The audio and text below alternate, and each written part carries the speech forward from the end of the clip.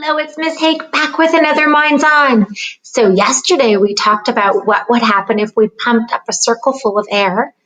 We would get a sphere, like a ball. We've been talking about balls and the letter B. So today I'm going to ask you to think about a different 3D shape. 3D shapes are just shapes that kind of are like filled with air. So they're shapes that you can pick up and hold, and they have a 3D component to them, and you can walk around with them. So we're talking about the cylinder today, and the video gave you some good clues. There are cylinders everywhere. Look at my Play-Doh container. Cylinder. Boom. Look at my lip balm. Cylinder. Boom. Even look at the pencil. The shape of a pencil. It's a cylinder.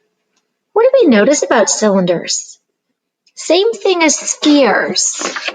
They do an action if you put them on their side. Watch. Watch. Ooh, watch.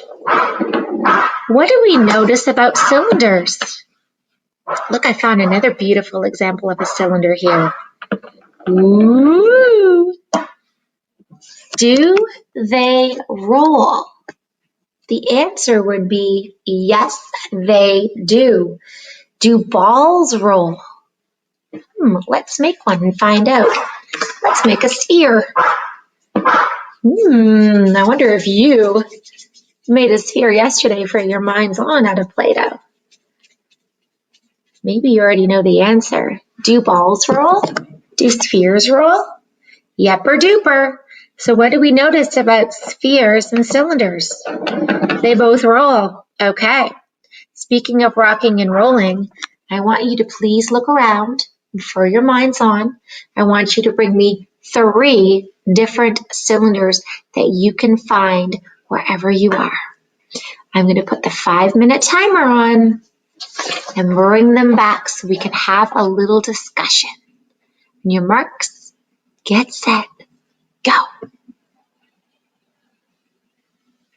So after the timer's done, that would be a show and share time if you had a class or if you were at home, just to have a little discussion with your learner about what they found and why it is a cylinder. Pretty cool. Have so much fun on your cylinder hunt. Bye.